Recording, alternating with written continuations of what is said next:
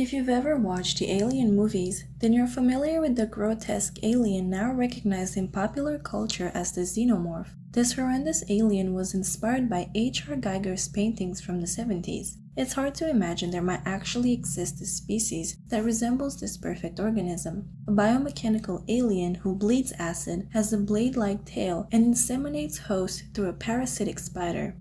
We are lucky enough to not have such an abomination here on Earth. However, the miracle of life gives us numerous examples of some fascinating species, some that have inspired the xenomorph monstrosity, and others that were discovered years after the original movie appeared in 1979.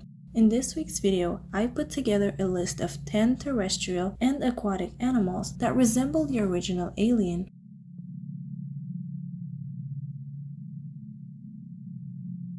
Number 10. Termite queens. Xenomorphs begin their lives as an egg or an ovomorph that is laid by an alien queen. This queen was inspired by termite queens who have very large abdomens when they are pregnant. A queen termite lays eggs at a steady rate each day and can maintain egg production for up to 10 years. The exact number of eggs a queen produces varies based on the termite queen's age and species. Additionally, a termite queen can lay up to 30,000 eggs in a single day. Since a termite queen can live for many years, it can end up producing somewhere in the neighborhood of 165 million eggs. Alien queens possess an immense ovipositor attached to their lower torso, similar to a queen termite. Ovomorphs are produced continuously and at a rapid rate, and the queen is capable of producing up to 15 eggs per hour. Unlike termite queens, the alien queen's eggs do not need to be fertilized. The ovomorphs then lie dormant until a host approaches them. Number 9. Horseshoe crabs. When an alien egg senses movement, it opens up and a facehugger splurges from within the egg onto the face of the victim, in many cases human victims. This is the second stage in the development of an alien's life cycle. The facehugger are parasitoids whose only purpose is to make contact with the host's mouth. When they do, they wrap their 8 long appendages around the victim's head and their tails around the neck to cut off oxygen circulation, rendering the person unconscious. During this stage, the facehugger plants an embryo into the victim's body through a proboscis. The horseshoe crab seems to resemble facehuggers the most. They have been around for more than 300 million years, meaning they predate the dinosaurs. Their name is deceiving because they are not actually crabs, but are more closely related to spiders and scorpions. The horseshoe crabs have a hard exoskeleton and 10 legs which they use to walk on the seafloor. Number 8. Phronima. Compared to other crabs who remain on the seafloor to stay safe, Phronima found a way to move through the open ocean by taking advantage of salps. Salps are barrel-shaped zooplankton who move through the ocean by contracting, or pumping water through their gelatinous bodies, a type of natural jet propulsion. Phronima attacks the vulnerable zooplankton and turns them into their hosts. Phronima's front claws carve their insides to empty the salp's barrel structure, then climb inside and sail the sea from within the organism. Although hard to study, some consider the Phronima parasitoids because the hollow salps are traveling in the water with the leftover tissue of the salps, which barely qualifies them as alive. They are on this list because they are parasitoid and their little claws make them look like transparent facehuggers. Number 7. Snakes. A few months ago, I stumbled upon a Tumblr post that mentioned how the inside of a snake's mouth resembles a vulva. Attached to this post was a quote from the book Hecho en Tejas, an anthology of Texas Mexican literature, and the quote read, "In pre-Columbian America, the most notable symbol was the serpent. The Olmecs associated womanhood with the serpent's mouth, which was guarded by rows of dangerous teeth, a sort of vagina dentate. They considered it the most sacred place on earth, a place of refuge, the creative womb from which all things were born and to which all things return. Snake people had holes, entrances to the body of the earth serpent. They follow the serpent's way, identify with the serpent deity, with the mouth, both the eater and the eaten. The destiny of humankind is to be devoured by the serpent." Some people online have made memes about how the snake represents biblical Eve and how women were actually snakes turned into women to deceive men. Regardless, the inside of a facehugger's mouth also resembles the vulva. Number 6. Xenomorphia. A few years ago, a prehistoric parasitic wasp was discovered. An ancient fly pupae of the species Furidae was found preserved with Xenomorphia wasps inside of them, recording a parasitic relationship between the two insects. Independent wrote in their article that Dr. Thomas van de Kam and his colleagues examined over 1,500 tiny fossilized fly pupae from around 23 to 66 million years ago. These cocoon-like structures, or pupae, are used by maggots to form before emerging as flies. The scientists used advanced X-ray techniques to reveal adult parasitic wasps growing inside the flies. In total, they found 55 cases of parasitization taking place, frozen in time inside the tiny fossils for millions of years. Based on this evidence, it seems these wasps injected a single egg inside each pupa, which they grew and consumed in the developing fly for sustenance. The scientists described 4 new species of wasp and used a combination of imaging techniques to produce animated reconstructions of one of them, which they named Xenomorphia resurrecta. Similarly, in the Alien movies, facehuggers implant embryos inside the human host, so the name Xenomorphia resurrecta, which means the resurrection of the xenomorphs, is a convenient name. Number 5. Dolichogonidea xenomorph. The University of Adelaide published an article where they mentioned how one of their PhD students discovered a new species of wasp, named xenomorph because of its gruesome parasitic life cycle that echoes the predatory behavior of the Alien movie franchise monster. The new species, Dolichogonidea xenomorph, injects its eggs into live caterpillars, and the baby wasp larvae slowly eat the caterpillar from the inside out, bursting out once they have eaten their fill. The wasp larvae then change into adult wasps and continue the hunt for more caterpillars in which to lay their eggs. The wasp is one of 3 newly documented wasps that are parasitoids, parasites which must kill their host to complete their life cycle. Dolichogonidea xenomorph acts as a parasite in caterpillars in a similar way that the fictional alien creature does in human hosts. The wasp is also black and shiny like the alien and has a couple of weird traits for the genus, so xenomorph, meaning strange form, fits really well. In their natural environment, this new species play important roles in regulating the population of the insect's hosts and have been used in agricultural crops to control caterpillar pests. Number 4. Moray eels. Xenomorphs are known to have a second pair of inner jaws. We know that in 1979, scientists knew that some animals had pharyngeal jaws, but they were immobile in their throats. A few years ago, moray eels were discovered to have pharyngeal jaws. However, this was the first time that mobile jaws were seen. In the 2017 article entitled The Teeth of Non-Mammalian Vertebrates, Barry Berkowitz and Peter Shellis explain what these inner jaws were.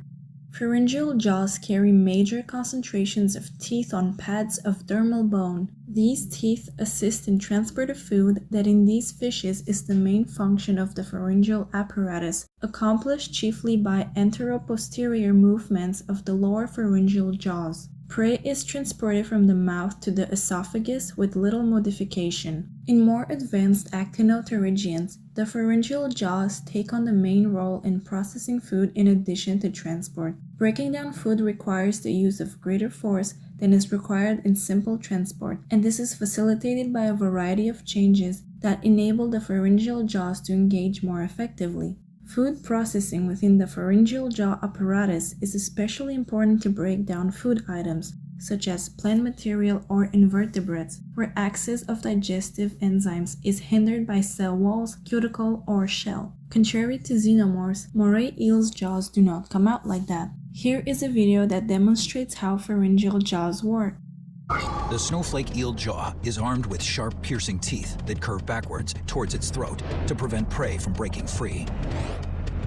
When the eel has its prey secured, it unleashes the death blow that inspired Ridley Scott's Alien. A second set of jaws, located behind the eel's skull, lunge forward at high velocity. These pharyngeal jaws clutch the prey and pull it down into the throat for swallowing whole. Number 3. Scorpions. Xenomorphs have a prominent tail that is very sharp at its edge, and it has a razor blade that resembles that of a scorpion. However, the most prominent feature of scorpions is their venom. Although xenomorphs' blood is straight acid and burns off human flesh and anything metal, they are not venomous. Researchers found out why scorpion venom packs such a punch. As it turns out, the venom targets several pain receptors to warn away would-be predators, and it uses acid to make the sting all the more excruciating. But the research showed that the venom wasn't concentrated enough to induce the amount of pain actually presented in the sting. The venom activates the TRPV1 channel in our bodies, the same receptor responsible for the burning and tingling when you eat a hot pepper. When something is extremely hot, we feel pain, says Ji Zhang, a professor at the UC Davis School of Medicine and co-author on the study. To truly bring the pain, the venom must first alter the environment surrounding the neuron itself, effectively priming it to relay as much pain as possible. A lot of venomous animals, snakes, scorpions, or spiders, when they deliver that venom, the venom is quite acidic. But that acidity is important. Acid contains a high concentration of protons, which bind to neurons and increase the intensity of the signals they transmit. The venom is already primed to spark pain. The acid helps by forcing open the ion channels that allow neurons to communicate with each other. When we have the two together in combination, they can activate the channel very well. More interestingly, Business Insider wrote an article about a certain scorpion whose venom is the most expensive liquid in the world, where they explain why it costs $39 million per gallon. The Deathstalker is one of the most dangerous scorpions on the planet, and what makes it so dangerous also happens to be the most expensive liquid in the world. This stuff costs $39 million per gallon. Chlorotoxins, for example, are the perfect size to bind with certain cancer cells in the brain and spine, which is helpful for identifying the specific size and location of tumors. And researchers have used scorpion venom to eliminate malaria in mosquitoes. Chaliotoxin has been given to rats to fight bone disease, and scientists hope it could work in humans too. Number 2. Hippopotamus. Did you know that hippopotamuses sweat acid? Well, not quite acid like our favorite alien. In an article published in 2007, Japanese researchers of Kyoto Pharmaceutical University discovered that hippopotamus' skin produces a colorless, viscous secretion over its entire hairless body from subdermal glands, and within a few minutes, the color of the sweat turns red and then gradually brown after a few hours as the pigment polymerizes. The responsible pigments for the coloring reaction were isolated and denoted as hipposudoric acid, which is the red pigment, and norhipposudoric acid, which is the orange pigment. Both norhipposudoric acid and hipposudoric acid function as a natural sunscreen and as an antimicrobial agent. Hippobiologist Keith Eltringham of the University of Cambridge in England explains that the secretions are not technically sweat because hippos don't have the small sebaceous glands that produce it. Instead, bigger, deeper glands release liquid through skin holes that are visible to the naked eye. Before we take a look at number 1, here are 3 honorable mentions. Number 1. The scaleless dragonfish, also known as the deep-sea dragonfish or viperfish, resembles the xenomorph alien the most, from its head shape to its teeth and skin color. Unlike the xenomorph, who is 7 feet tall, the scaleless dragonfish measures only 20 centimeters long, or 8 inches. This little guy lives at depths of 1,500 meters, and it was accidentally discovered at Rocky Point, Abaco in the Bahamas during a whale and dolphin research trip by the BMMRO. Number 2. Sarcastic fringeheads. Sarcastic fringeheads live in the Pacific waters off the coast of North America from San Francisco in the United States to Baja California in Mexico. They are ambush predators, and when rival males get too close to each other, they unfurl shockingly large and colorful mouths and make gaping threats at one another. Surprisingly, when their mouths open like that, they look like facehuggers. Number 3. Cabbage fields in Japan. A few months ago, these images of a cabbage field in Japan circulated on the internet because they looked terrifyingly like the ovomorphs, or the eggs from which facehuggers are spawned. It is a field of Chinese cabbages, and when moisture inside freezes, the outer leaves die. This is not a rare sight in the countryside, but the images shocked the world when the photos went viral on Twitter.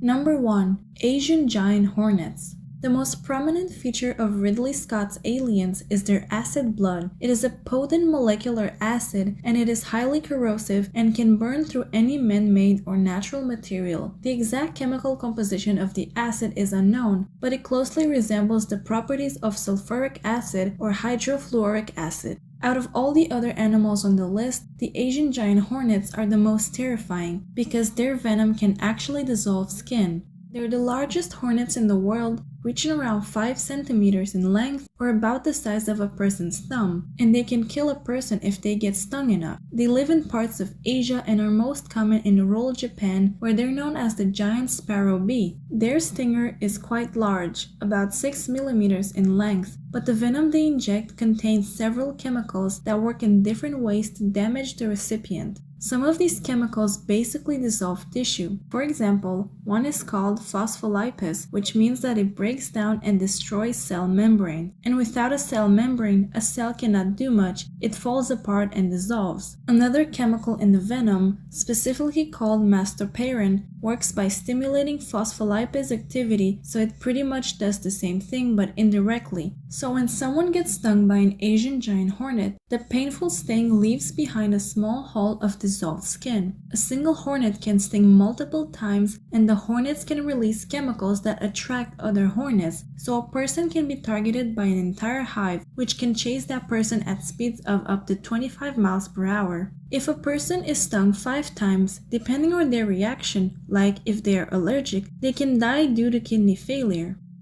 And that concludes our list of 10 animals on Earth that resemble the xenomorphs. Thank you for watching, and I'll see you on the next one.